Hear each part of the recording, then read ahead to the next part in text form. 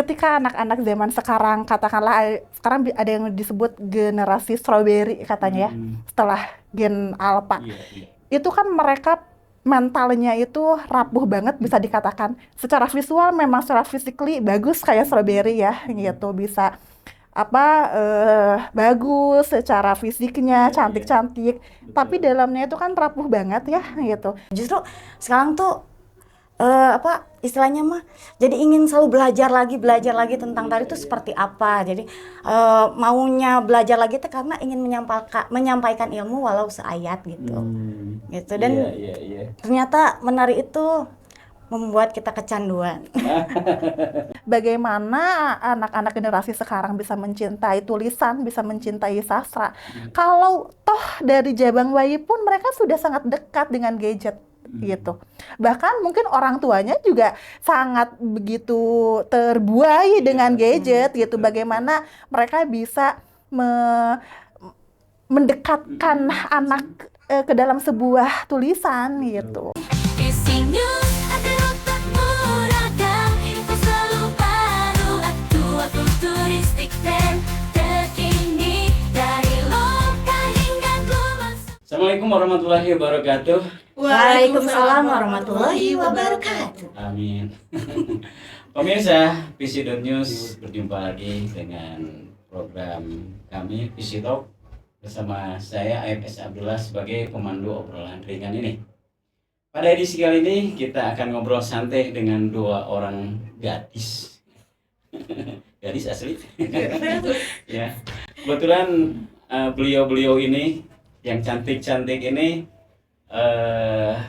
seniman ya. Satu seniman sastra, satu lagi seniman tari. Yang satu ini anak tokoh seniman yang sangat terkenal, almarhum Abah Nana. Ya. Nah, kita ingin banyak berbincang mengenai seni dan segala permasalahannya yang berkaitan dengan seni ini. Nama lengkapnya yang cantik kerudung hitam ini Fasa Imani. Beriman nggak? Insya Allah. Insya Allah ya. Insya Allah. Yang satu lagi putrinya almarhum Abah Nana ini Nyimas Galih Sriyanti ya. Sriyanti betul ya? Ya. Namanya kan benar ya? Galih Ya. ya. Nyimas Oke. Galih Sriyanti. Nyimas Galih ya. Yang nama Gisela, Pak. Ada namanya Gina gitu mah. Atau Gladys, Pak. Saya Tapi untung nggak Sarimi ya. Jadi ini panggilannya satu Galih, satu lagi Fasa ya. So, kita ngobrol-ngobrol aja ya.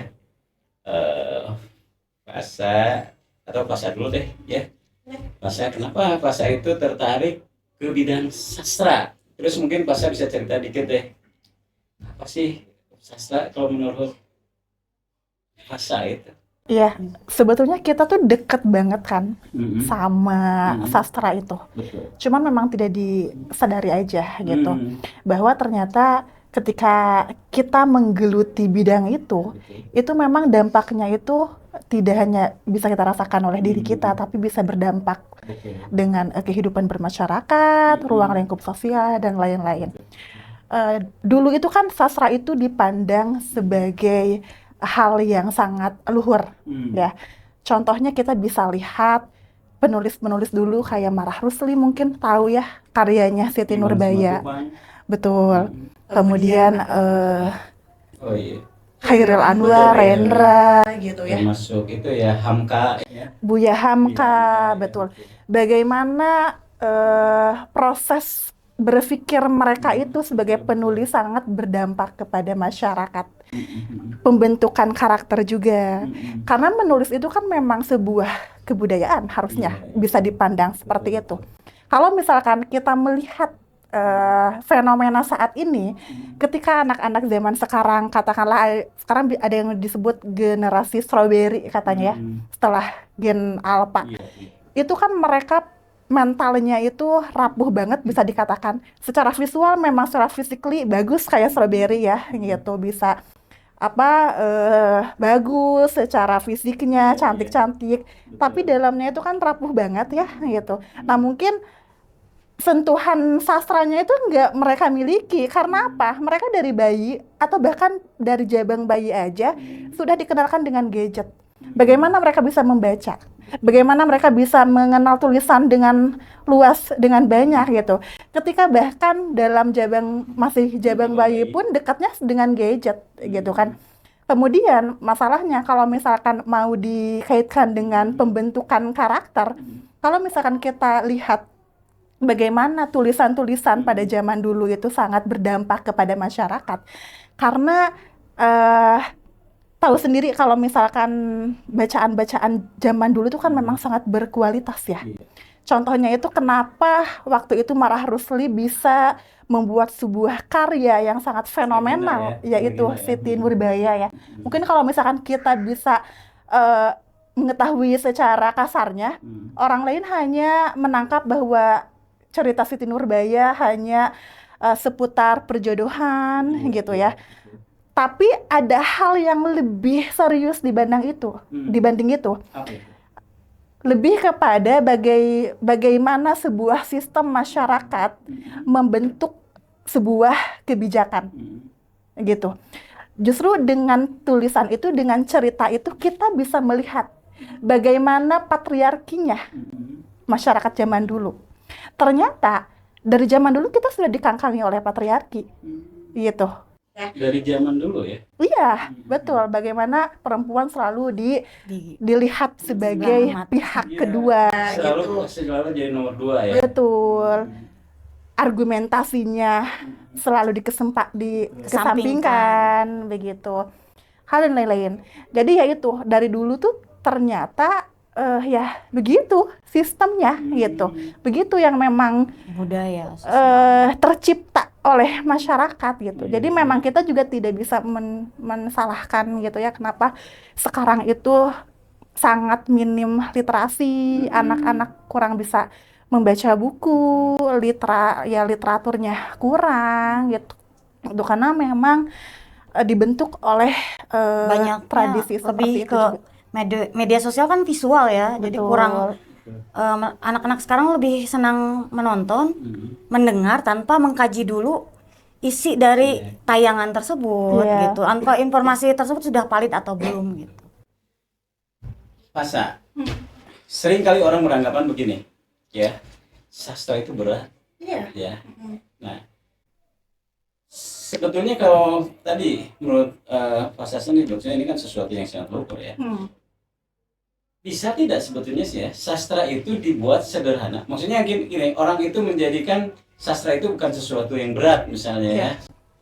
Tidak berat. Tidak berat ya. Tapi mesti kan orang sering kali beranggapan kalau misalnya sastra itu kan dari sisi bahasa gitu ya, kita harus benar-benar bisa paham mengenai bahasa sastra gitu ya. Gak beratnya gimana? Titiknya di mana coba? Keterlibatan pemerintah. Ada patokan-patokan kan, kayak ada pakem-pakem sastra itu yang harus diikuti. Ada, lagi-lagi keterlibatan kebijakan pemerintah. Kalau misalkan kita mengenal pelajaran bahasa Indonesia dari dulu, coba lihat materi puisi di pelajaran bahasa Indonesia. Judulnya apa? Aku ini bukan binatang jalang. Dari kumpulannya terbuang. Iya, itu tidak tepat untuk disediakan kepada siswa kelas 1. Ya kan, aku ini bukan binatang jalang. Kenapa tidak ada judul lain yang lebih sederhana, misalkan doa? Iya. Gitu loh. Kan mana ada gitu anak kelas 1 SD gitu diberikan tata bahasa yang berat gitu. Gitu sih. Jadi ya kebijakan beberapa elemen juga penting gitu. Ini pemerintah juga memang harus ada keberpihakan ya, ada komitmen untuk mendorong sastra ini ya dari mulai anak-anak. Iya, lebih ke pemilihan materi mungkin itu juga bisa dijadikan solusi, pemilihan materi untuk mata pelajaran Sesuai gitu. dengan usia ya. Betul, bisa. Oke. Nih, Pasa ini begitu ini langsung ngegas cepat gitu. Keren ya, Mas.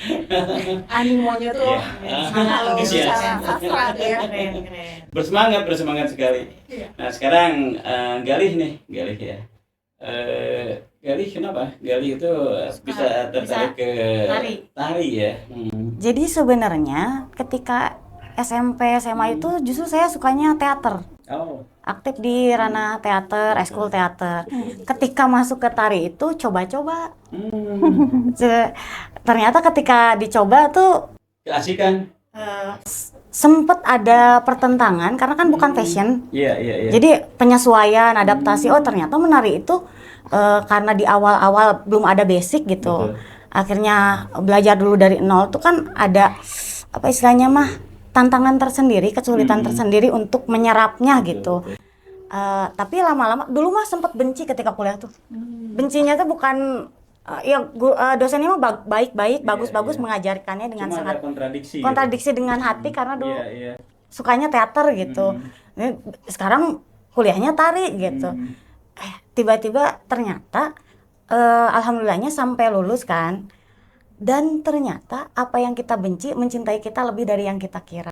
Jadi yang Ya dulunya jangan pernah membenci ya. jangan, lu benci banget tari, sekarang ketika sudah lulus ternyata menari itu menyenangkan Sangat gitu. menyenangkan, ya. Sangat menyenangkan gitu. Sekarang kan juga menjadi guru tari di sekolah menengah. Dan di situ banyak hal-hal yang wah iya ya Tidak seperti yang dulu dibayangkan sebelumnya ya. dibayangkan sesulit itu gitu. Justru sekarang tuh apa istilahnya mah jadi ingin selalu belajar lagi tentang tari itu seperti apa. Jadi maunya belajar lagi itu karena ingin menyampaikan ilmu walau seayat gitu. Gitu. Dan Iya. ternyata menari itu membuat kita kecanduan.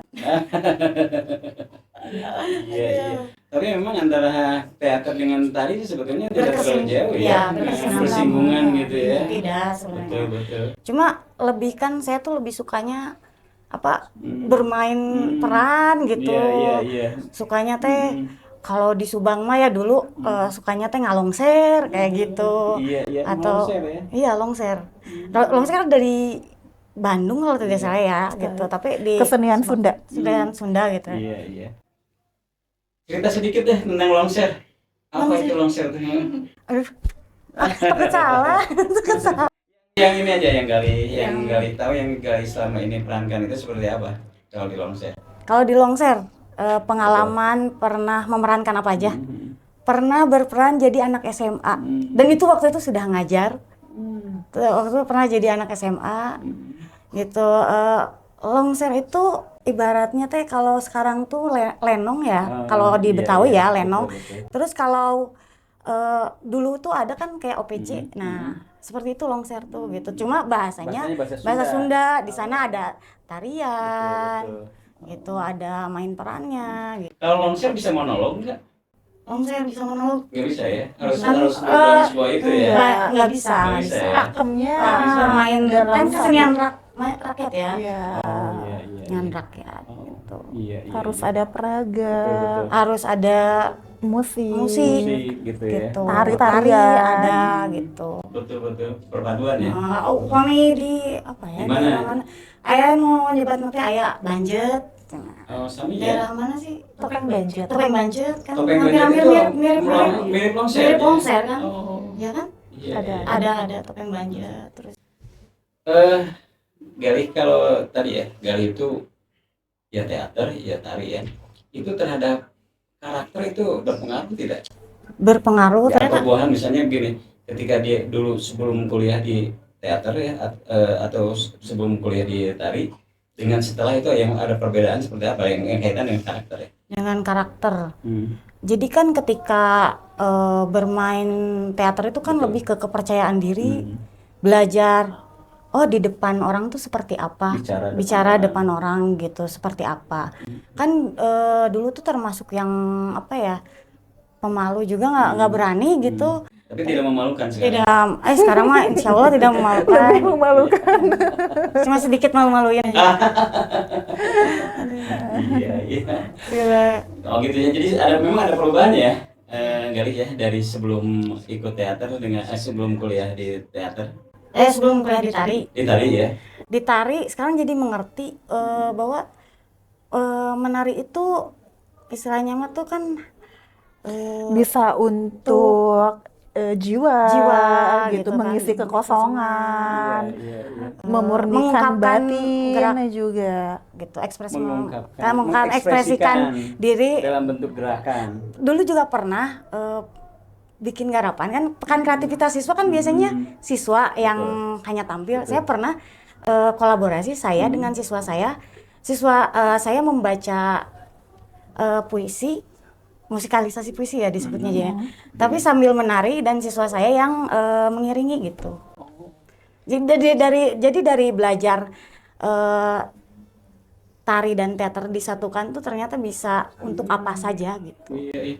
Oh, jadi puisi divisualisasikan dengan teater ya, dengan Gerak tari ya. gitu. Sambil Jadi ngikuti ya. itu ya, ngikuti apa namanya, kalimat-kalimat yang ada di puisi itu ya, Iya, gerakannya itu. iya. Kayak Saya masih gitu. membayangkan nih. Ada videonya di Oh, ada ya? di YouTube pernah ada. Oh, Itu gitu. dimasukin. Itu ada istilahnya tidak? Ada namanya misalnya, oh kalau apa namanya, mentarikan puisi gitu. Oh, musikalisasi puisi ya? Kalau musikalisasi kan musik. Atau gimana? Ya. Ada, Ini bisa. yang lebih paham kayak Oh, saya iya, takutnya iya. salah gitu kan. Saya bukan Puisi bisa dijadikan musikalisasi atau dramatisasi. Jadi lebih tepat dramatisasi mungkin ya. Iya. Dramatisasi Betul. puisi ya. Betul. Dalam drama itu kan ada gerak tubuh, gitu kan. Kemudian ada olah vokalnya juga. Betul. Ya, ini sih kompleks gitu. Ketika kita berbicara kesenian, bisa dijadikan apa saja gitu.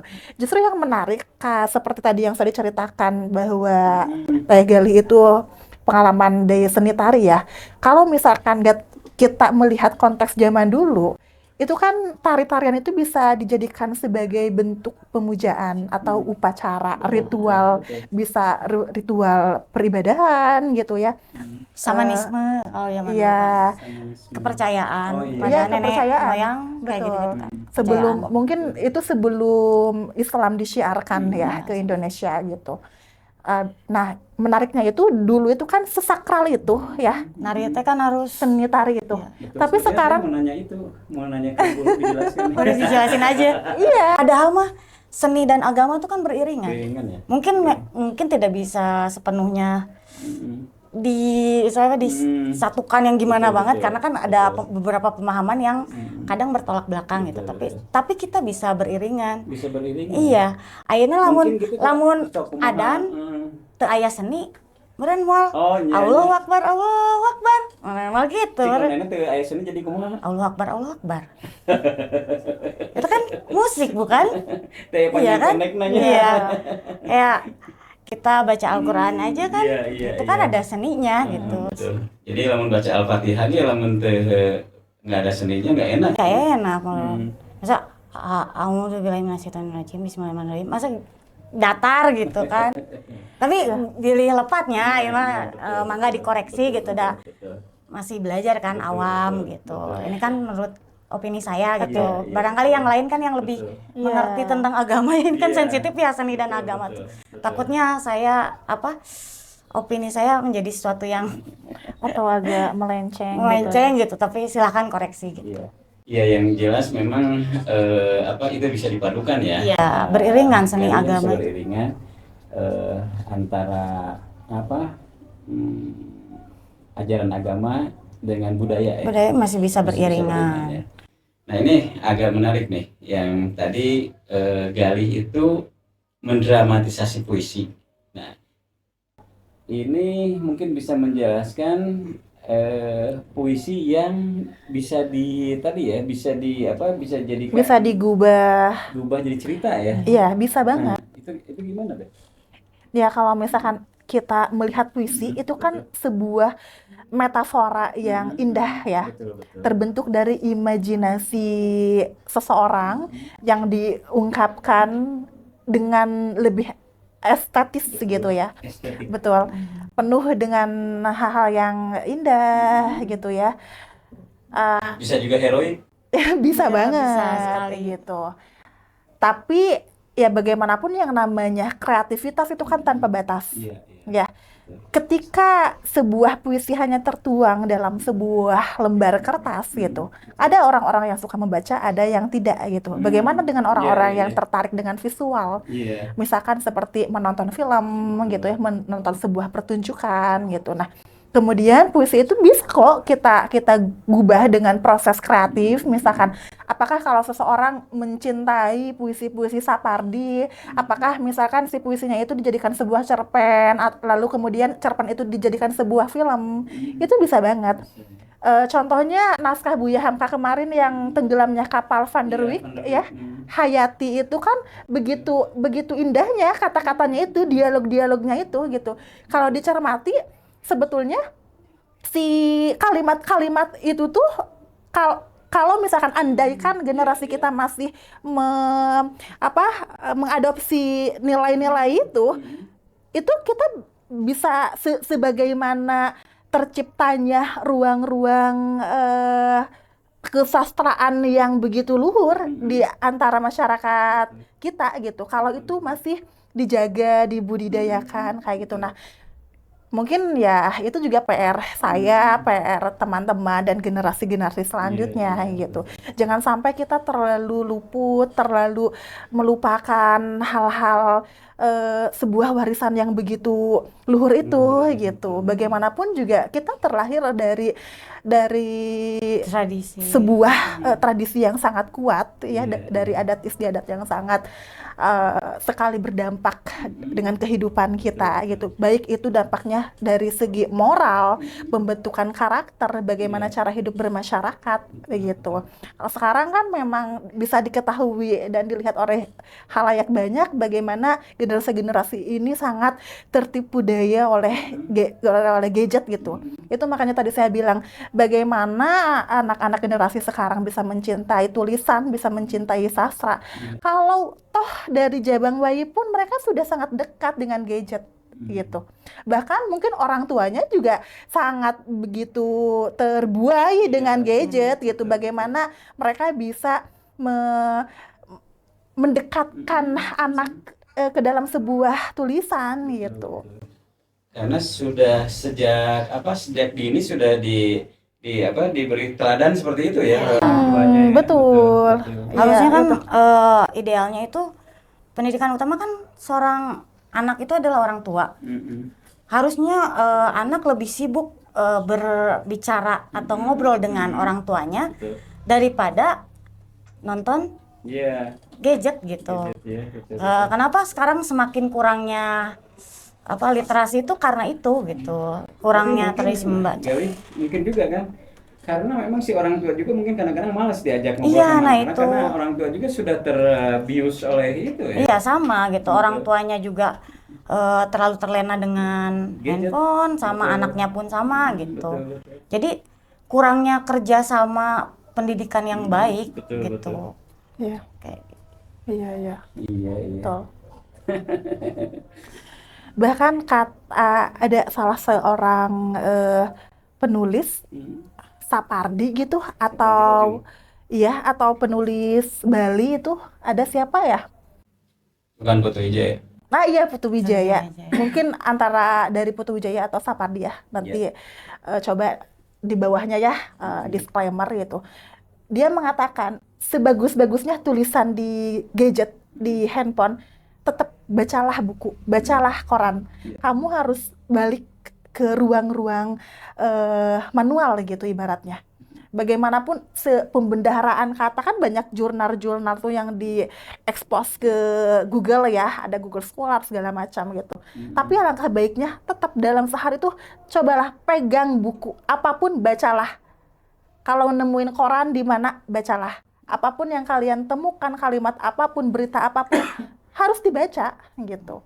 Nah sekarang kan kita tahu bahwa koran aja udah ada nggak gitu? Ada nggak yang ngirim koran-koran ke rumah? Dulu tuh kakek saya setiap pagi atau subuh itu kan sambil ngopi iya tuh sambil baca, ngopi, iya, baca koran. baca buku. Bahkan pengetahuannya lebih Lebih banyak mereka kan dibanding saya karena membaca itu gitu, literasi itu.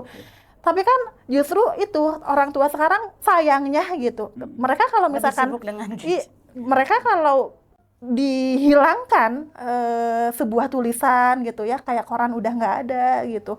Apa yang mereka lakukan di rumah untuk mengisi kekosongan gitu. Jadi banyak yang malah maaf apa lupa pikun terlebih dini gitu kan, karena nggak ada yang dilakukan.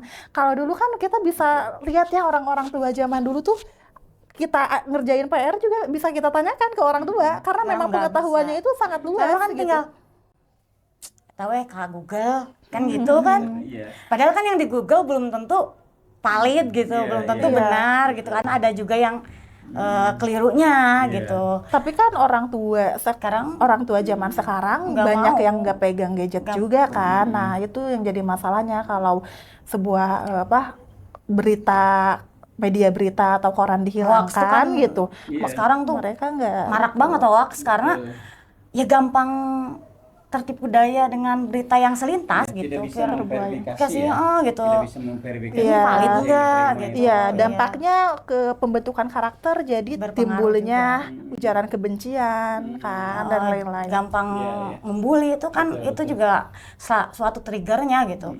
Sebenarnya kalau di sekolah sendiri ada kita juga kan ada pembiasaan literasi. Jadi sebelum memulai pembelajaran biasanya berapa menit itu membaca dulu, entah membaca dongeng atau membaca buku bacaan apapun gitu. Kalau di sekolah yang saya rasakan untuk sekarang ini. Tapi tetap kalau sekolahnya membiasakan untuk membaca literasi misalnya, tapi kalau di rumahnya kan tidak dibimbing atau tidak diarahkan, itu kan istilahnya Si anak juga belum tentu bisa belum tentu mengikuti ya. iya Betul. gitu kan. Kerjasama yang baik antara orang tua, guru, lingkungan maupun anak tuh sangat dibutuhkan tuh agar kompak tuh ya saling gitu. Betul. Iya. Tapi bukan Nggak begini nih, ini ya, aja, Pak guru aja. Sadari ya, bukan begini. Sekarang itu kan dengan kemudahan sekarang Ya. ya. Orang buat apa misalnya capek-capek kita baca, sementara kita dengan visualisasi itu lebih mudah. Belajar tari misalnya, kalau menggunakan kata-kata kan itu kan Iya, lama proses untuk mencernanya ya. Beda dengan misalnya mencontohkan di YouTube tarian baru misalnya begini-begini, kita dalam berapa Itu gak menjamin, toh sebelum ada gadget juga orang bisa menari kan, jadi nggak jamin juga. Tapi mungkin gini, maksudnya mungkin sekarang tuh ada positifnya, ada negatifnya. Positifnya ketika untuk beberapa hal ya, atau beberapa kesenian itu, oh enak, tinggal ada visualnya gitu, kita jadi tahu gitu. dan lebih mudah. Dan lebih mudah. Betul. Hanya saja kadang Mm-mm. yang kurang itu adalah ketika ini tuh tarian apa sih, gerakannya apa, Kan nanti disebutin. disebutin. Tapi Ini kan tari ini, gerakannya apa? ini misalnya. Kadang juga ada beberapa yang tidak disebutkan gitu. Iya. Dan misalnya kayak nari juga kan ada pakem-pakemnya. Betul, Ada betul. tarian yang boleh diubah. Betul. Ada yang tarian yang tidak Tidak boleh. boleh dirubah. Ada yang bisa dikreasikan, ada yang bisa dimix dan Betul. lainnya gitu. Betul. Kalau hanya sekedar video, Mm. nggak ada pengetahuannya, dasarnya, Mm. kan bisa terjebak juga kayak Tapi gitu. gimana kalau misalnya di videonya itu memang diberi narasi juga?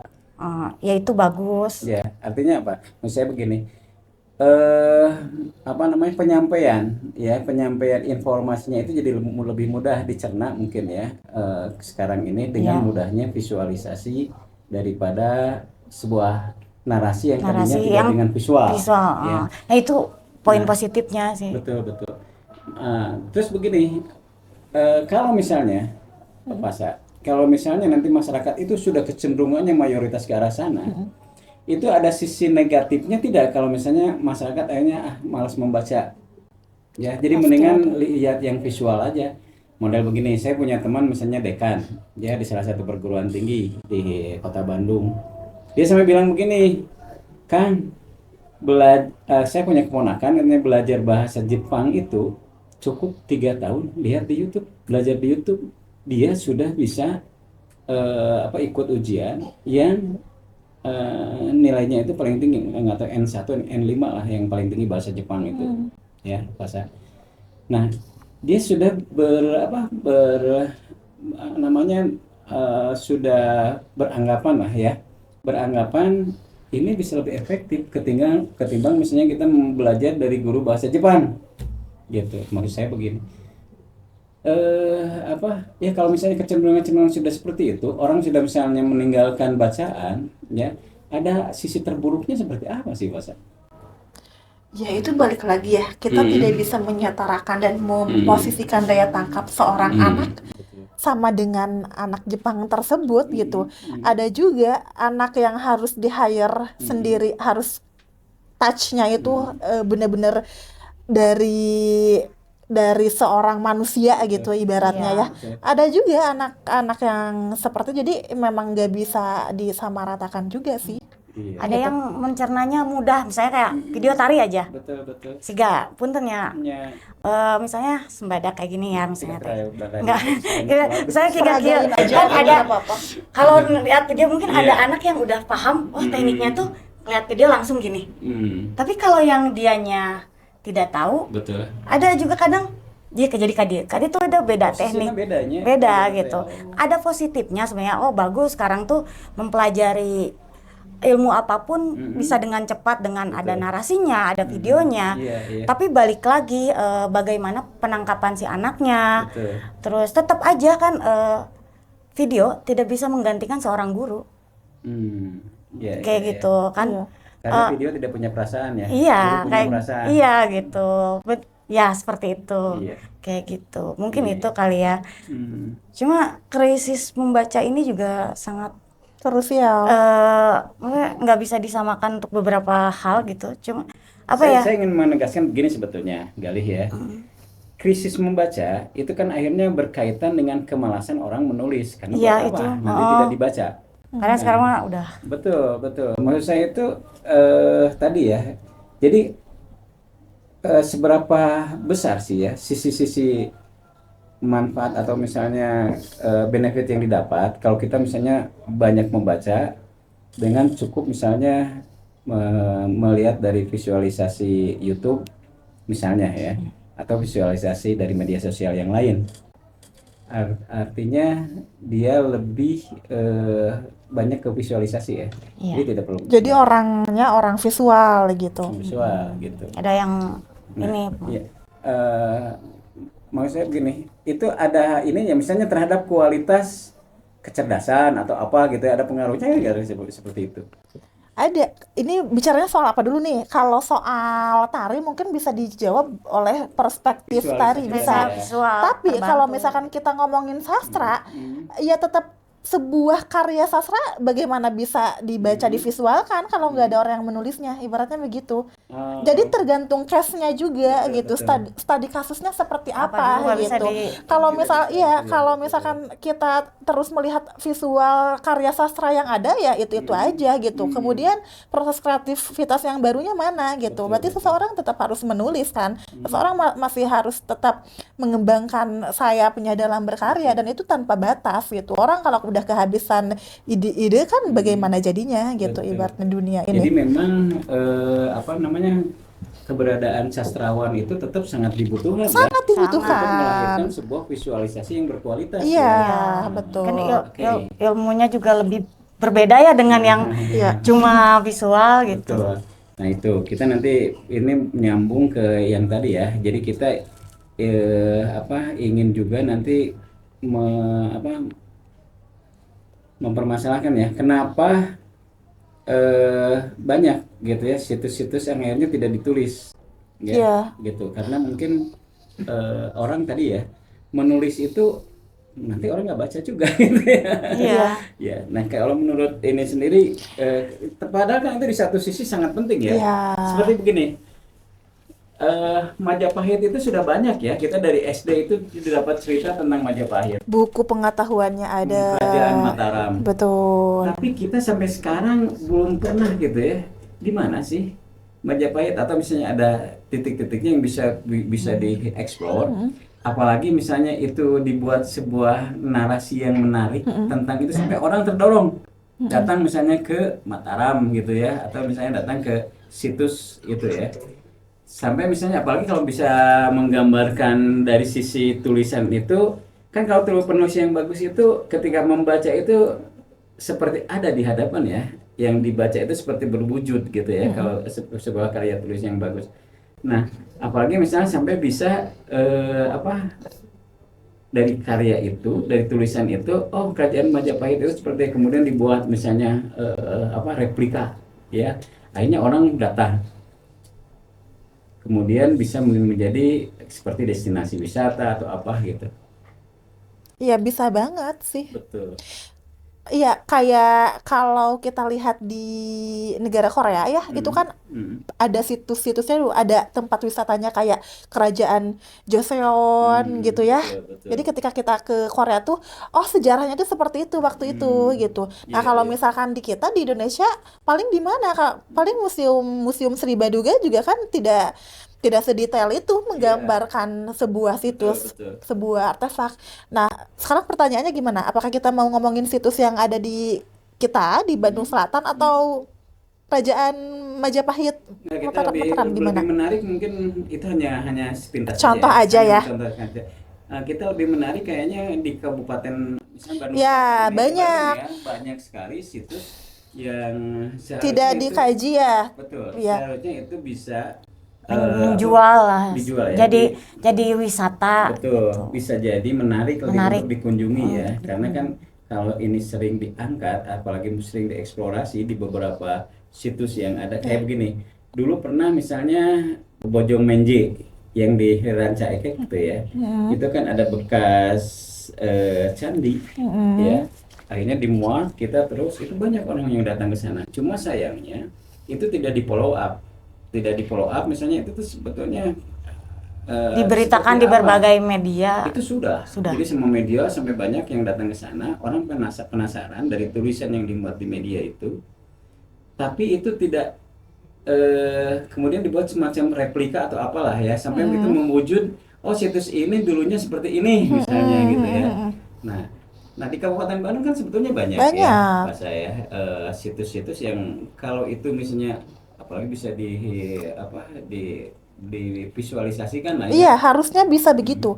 Justru itu yang jadi kegelisahan dan kekhawatiran saya juga ya, melihat kondisi saat ini. Mungkin ini juga PR buat Pak Bupati ya. Ya. Kalau diangkat kembali ya Iya, situs-situs. karena Iya. memang Kabupaten Bandung gitu ya.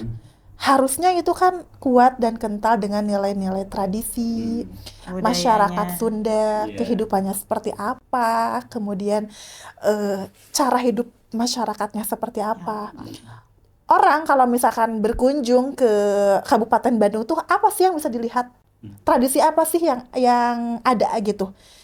Minimal ketika orang Bogor, misalnya orang Jakarta datang ke Kabupaten Bandung, oh melihat melihat seni tradisi gamelan kendang misalkan ya. Iya. Kayak kita kalau main ke isi Jogja gitu kan, tradisinya kan kuat banget, kental banget. Nah, saya berharapnya tuh Kabupaten Bandung seperti itu gitu, kayak Solo, Jadi dikembangkan lagi, iya, diangkat lagi. Solo, Surakarta, Jogja.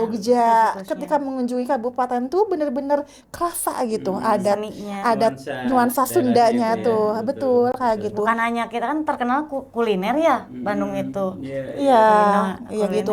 Minimal ada ciri khas lah gitu, harapannya selain- gitu ya, harapannya gitu. Situs-situsnya di follow up lagi. Ya, belum lagi kalau misalkan kita mengunjungi Bandung Selatan ke sana, katanya kan di sana tuh banyak situs ya. Pertama ada yang namanya Batu Nancep. Katanya si Batu Nancep ini itu adalah sebuah warisan ya, yang dimana ketika batu ini sampai lepas, tapi ini cerita ya, Iya. yang dimana batu itu sampai lepas, itu Bandung bisa tenggelam gitu, Iya, iya. konon katanya gitu. Itu kan menarik ya kalau misalkan diteliti Betul. gitu. Belum ada yang disebut dengan batu kuda katanya, terus ada batu gajah juga, atau gunung-gunungnya juga bisa dikaji, misalkan ada gunung Rakutak gitu kan, gunung Kamojang dan sebagainya kayak gitu. Banyak banget. Kita kan kalau ngomongin Pajajaran Pajajaran itu kan terdiri dari gunung-gunung yang berjajar. Kemudian Parahyangan, katanya Parahyang. Hyang itu kan sesuatu yang di atas ya. Jadi bisa dikatakan tempat berkumpulnya orang-orang Iya, iya. orang-orang yang memang memiliki kedudukan yang lebih tinggi Tinggi, dari ya. orang biasanya Betul. gitu. Berarti orang zaman dulu kan secanggih apa, seluhur apa, kemudian kehidupan sosialnya juga Seperti sebagus apa? apa gitu ya. Kalau mau dilihat Betul. semodern apa mungkin Betul. kita kan tidak tahu wallahu Iya, alam iya. ya. Kalau misalkan kita mau ngomongin itu. Mm-mm. Nah, balik lagi. Si sejarah-sejarah itu tuh memang sayangnya kurang penulis. Begitu. Betul. Jadi kayak kalau misalkan kita mau cari penulis-penulis tentang kerajaan Sunda misalkan atau situs-situs yang tadi saya sebutkan itu memang tidak ada, belum ada gitu. Nah, itu mungkin jadi PR ya untuk para akademisi, dosen-dosen, para peneliti gitu. Alangkah baiknya kalau situs-situs yang ada di Bandung Selatan ini tuh bisa dijadikan bahan penelitian. Kayak Citarum 0 km ya kemarin diresmikan sama Presiden Jokowi ya. Itu kan tulisan-tulisannya mungkin ada, tapi tidak sedetail atau sesuatu yang bisa dijadikan bacaan oleh masyarakat luas gitu, khususnya anak-anak generasi sekarang minimal gitu. Minimal anak-anak sekarang bisa memiliki pengetahuan bahwa Hulu Citarum teh ada di kita gitu. Minimal itu aja mereka tahu gitu. Bahwa sepenting itu ternyata tempat tinggal kita teh, daerah kita teh gitu kan. Itu kan bisa jadi sesuatu bahwa Kabupaten Bandung bisa dikenal lebih oleh banyak orang gitu. Iya. Gitu kan harusnya gitu. Cuman ya itu PR-nya mungkin ya jadi bahan pembelajaran untuk banyak orang juga harusnya gitu. Tapi barangkali mungkin sebagian udah ada yang meneliti, Mungkin ya, mungkin ada. mungkin ada. Jadi nggak ada sebuah situs tidak diteliti ya. Betul. Ya kan kita kan punya para arkeolog dan lain-lain sudah diteliti. Mungkin hanya PR-nya itu bagaimana si situs ini teh bisa menarik Iya. lagi gitu untuk anak-anak Gen Z sekarang atau anak-anak Iya. orang-orang di masa kini gitu. Ya itu kan lagi-lagi PR pemerintah ya. Harusnya itu kebijakannya kan ada di tangan pemerintah. Kalau misalkan mereka mau mengeluarkan anggaran untuk membuat sebuah situs tersebut jadi sebuah wisata gitu yang bisa dikomersilkan kan itu juga baik gitu untuk Iya. kebutuhan masyarakat Betul. gitu sebetulnya. Kalau di Subang mah situs Subang Larang. Itu waktu ditemukannya itu ketika saya SMA kelas 3. Gimana? Tapi mohon koreksi ya, Iya, kan saya iya. hanya Yang Galih tahu aja. yang tahunya hanya sedikit, tidak terlalu banyak gitu. Barangkali ada yang salah, tolong dikoreksi. Jadi waktu itu tuh saya kelas 3 itu papa saya memang seorang seniman tari, tapi beliau itu karena beliau suka membaca literasi itu, balik lagi ke literasi ya, suka membaca. Beliau bekerja sama dengan budayawan, dengan para arkeolog, membedah suatu lokasi hanya dari waktu itu tuh kalau tidak salah ya, dari sebuah pantun Sunda. Apa ya namanya? Saya lupa gitu ya, tolong Iya, iya. nanti dikoreksi gitu. Dari pantun tersebut akhirnya dicocokkan dengan penemuan-penemuan artefak apa yang ada di daerah Teluk Agung, Binong, Iya. Subang. Betul. Ternyata ada menemukan tasbih yang besar segede-gede ini telur kayak gitu. Tasbihnya cukup besar dan setelah diteliti, divalidasi lagi ternyata ini tuh adalah situs Nyi Subang Larang gitu. Dan itu tuh di tengah-tengah dari tasbih itu ya. bukan hanya dari tasbih, dari banyak penemuan-penemuan, bukan hanya tasbih, ada patung dan lain-lain, gelang dan lain-lain. Dan situs itu ketika pembukaan itu hanya di tengah-tengah hutan, tengah-tengah sawah, ada satu hutan itu masih sepi waktu itu tuh. Jika kebun gitu, saya ketika dibuka kayak kebun gitu pembukaannya. Tapi sekarang setelah istilahnya mah pemerintah Banyak yang turun tangan di turun sana. tangan di sana. Sekarang menjadi sebuah destinasi wisata gitu. Bahkan untuk di hari-hari tertentu ada juga yang kadang dibacain pantun Sunda di sana, ada acara-acara kesenian untuk Iya, beberapa iya. hari tertentu gitu. Kayak itu juga jadi daya tarik. Sekarang sudah dulu mah hanya dilihat tuh seperti hutan saja, kebun lah gitunya, ada di tengah-tengah sawah gitu. Sekarang mah sudah ada Bangunan-bangunan. bangunan-bangunannya, ada buat tempat sholatnya, ada Iya. ada apa warung-warungnya. Jadi kan itu tuh berpengaruh juga alhamdulillah ke masyarakat setempat juga Betul. gitu. Dan dari berbagai pelosok Betul. datang berkunjung ke Tempat itu ya, Hmm. situs Subang Larang tersebut. Dan Iya, itu iya. lumayan cukup jauh juga dari jalan raya gitu. Tapi memang kayaknya Pasa bukan hanya pemerintah kalau menurut saya sih ya. Si penulis sastra juga harus bisa sering mengangkat Iya. situs-situs itu ya. Kalau misalnya di Kabupaten Bandung ini banyak tadi ada Rakutan, Gunung Rakutan. ada apa tadi Gunung Padang. Batu Nancep Iya, ya. ada. Atau misalnya yang lain-lainnya itu Iya. sering sampai ke memunculkan kepenasaran masyarakat ingin mengunjungi misalnya apa yang pernah ditulis oleh para penulis-penulis sastra ini karena kan Iya. indah ya kalau Iya. penulis sastra itu menulis ya beda dengan ini ya beda dengan betul. Nah produknya itu dari sana dulu mungkin ya Iya. dari tulisan-tulisan itu Itu. menjadi menarik kemudian jadi kajian oleh banyak pihak. Iya. Gitu, betul. Itu sudah saya lakukan. Hmm, Dulu itu skripsi saya memang meneliti itu. betul.